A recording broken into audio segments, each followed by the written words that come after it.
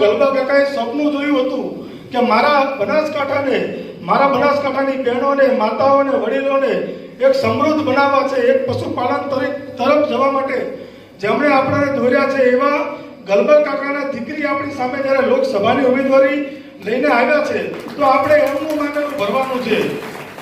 વારે ઘડી એક જ વાતો કરીને મામેરા કરી અને આ છેતરવાયા છે. મહેરબાની કરીને કોઈ છેતરાતા નહીં.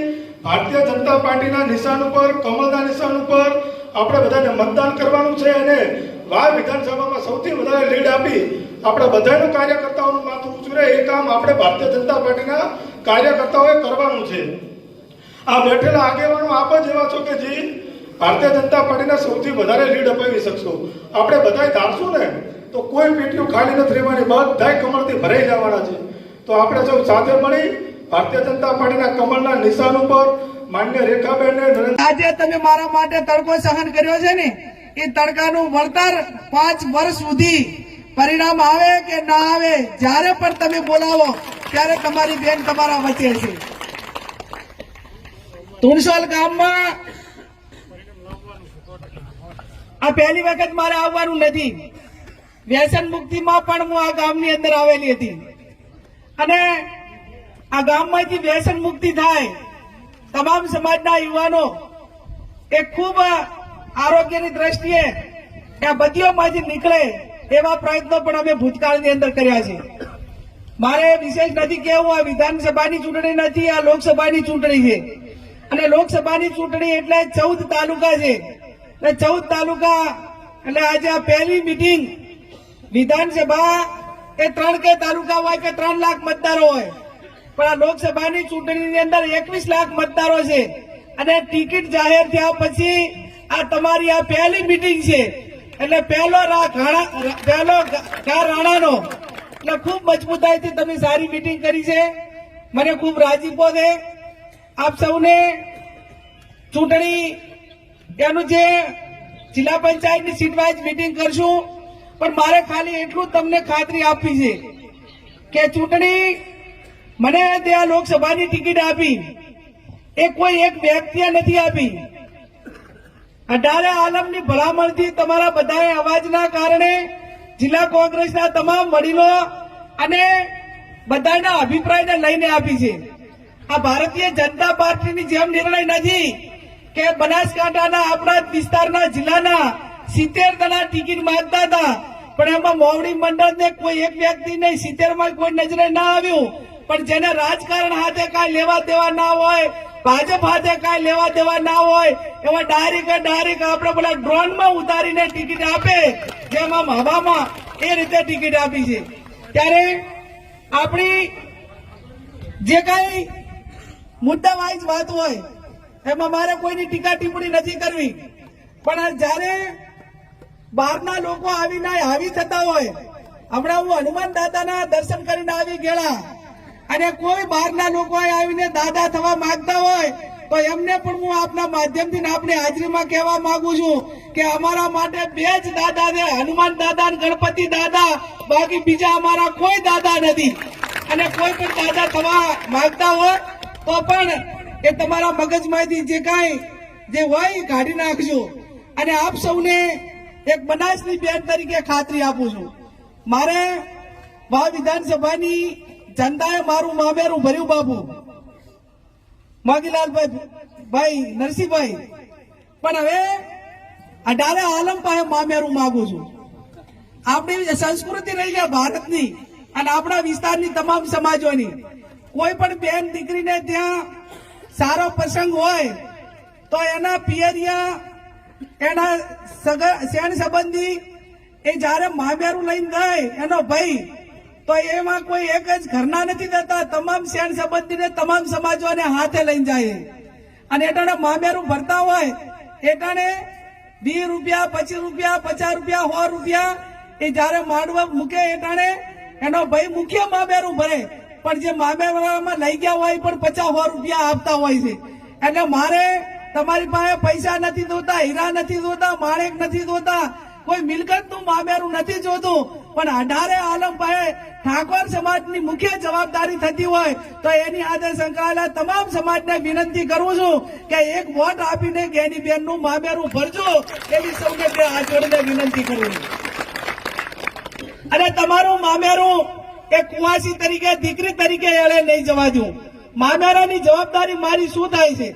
18 આલમ મામેરું ભરે ને ત્યારે જેનું મામેરું ભર્યું હોય એની જવાબદારી થાય છે કે મારું મામેરું ભરવા વાળો એક ઠાકોર સમાજ નતો, 18 આલમ હતો.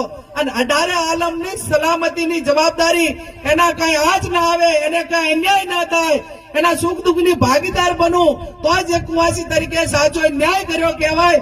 એ એક કુંવાસી તરીકેની કાયમી આપણી પ્રણાલિકા રહી છે અને એવું કરવા માટેના પૂરેપૂરા પ્રયત્ન કરીશ એની પણ આપ સૌને ખાતરી આપું છું.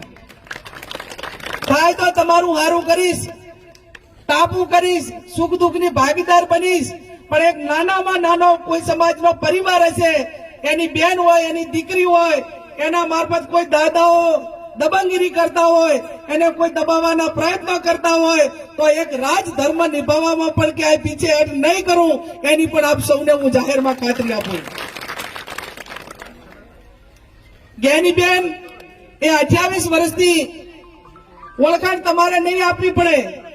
જે મારા પાસે મારા વતી મત માંગવા દેશો, હાથાજોડી કરવા દેશો, એને જેના પાસે દેશો એને એવું નહીં કહેવું પડે કે જ્ઞાનીબેન કોણ છે.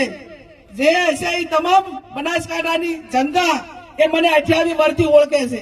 અને પુત્રના લખન પારણામાં હોય એવી વાત, જો મારામાં કોઈ એ પ્રકારની કોઈ કોમવાદ માટેની કે કોઈને અન્યાય કરવા માટેની આદત કે કુટેવ કે મારા મગજમાં એ પૈકીના વિચારો હોત તો વાવની જનતા મને 2 વખત, કદાચ 1 વખત તો ચૂંટાઈ જાય પણ 2 વખત આશીર્વાદ ના આપો. તાલુકા પંચાયતના પ્રમુખથી કરીને આ ડબલ બીજી વખત ધારાસભ્ય 25 વર્ષથી જાહેર જીવનમાં વહીવટમાં બેઠેલી છું. અને વહીવટમાં બેઠેલી છું ત્યારે તમામ વહીવટી બાબતોથી વાકેફ છું. વહીવટી તંત્ર પાસે કઈ રીતે કામ લેવું, આગેવાનો પાસે કઈ રીતે કામ લેવું, અને કોઈ અન્યાય કરતો હોય તો હું મારા સ્વભાવ પ્રમાણે, ચાહે અમારે અમીરામભાઈ માટે, જોશી માટે લડવાનો વારો આવ્યો હોય, મારા ભાઈ જિગ્નેશ બેવાણી માટે લડવાનો વારો આવ્યો હોય કે મારા ભાઈ ઠાકરસિંહ માટે લડવાનો વારો આવ્યો હોય તો ક્યારે પણ કોઈ રાજકીય આગેવાનો કે પોલીસ કે ખોટો સત્તાનો દુરુપયોગ કરી અને કોઈ આગેવાનને હેરાન કરવા માટેના પ્રયત્નો ભૂતકાળની અંદર કર્યા છે તો એની લડાઈ લડવામાં જ્ઞાનીબેન ઠાકોરે 1 ટકો પણ ક્યારે પીછેહટ નથી કરી અને આવનાર સમયની અંદર પણ નહીં કરું એની પણ આપ સૌને ખાતરી આપું. આજે નાના નાના સમાજો સમર્થન કરતા હોય તો એમની સલામતી માટેની ગેરંટી માંગે છે.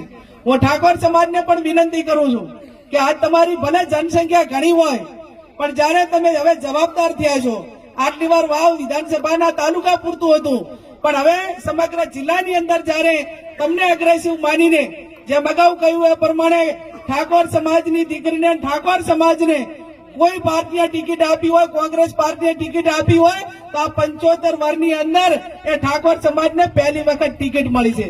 ત્યારે આપ સૌ ખભે ખભો મિલાવીને કાયમી આપણે બીજા સમાજોને મત આપ્યા છે. જિલ્લા પંચાયતમાં આપ્યા, તાલુકા પંચાયતમાં આપ્યા, ગ્રામ પંચાયતની ચૂંટણીઓમાં આપ્યા, વિધાનસભામાં આપ્યા, લોકસભામાં આપ્યા. આ 75 વર્ષની અંદર તમામ સમાજના જેટલા ઉમેદવારો ચૂંટણી લડ્યા એને કાયમી ઠાકોર સમાજે વોટ આપ્યા છે. તો આ વખતે ઠાકોર સમાજ તો અગ્રેસિવ છે જ. તમે તો મને તમારી દીકરી ગણીને, બેન ગણીને તમે મને વોટ આપવાના છો પણ મારા વતી ક્યાંક હાથાજોડી કરવા આવી પડે, ક્યાંક મારા આગેવાનોને, ગંઢિયાને, વડીલોને મારા વતી ક્યાંક થાળીઓ નમાવવું પડે તો પણ નમાવજો. અને નમે તે સૌને ગમે. તમે આજ કોઈકની પાસે નમીને વોટ માંગશો તો આવતીકાલે તમારે પણ બધાને મદદ કરવાની જવાબદારી તમારી ઠાકોર સમાજની પણ છે. ત્યારે આપ સૌ ફરી વિશેષ ના કહેતા આપ સૌને આજે આ તડકે અત્યારે તપ્યા છો અને મુશ્કેલી સહન કરી છે એનું વળતર આવનાર સમયની અંદર આપી અને તમારો બદલો ઉતારવા માટેનો પ્રયત્ન કરીશ. આ લાગણી છે એટલે આટલા બધા ભેગા થયા છો.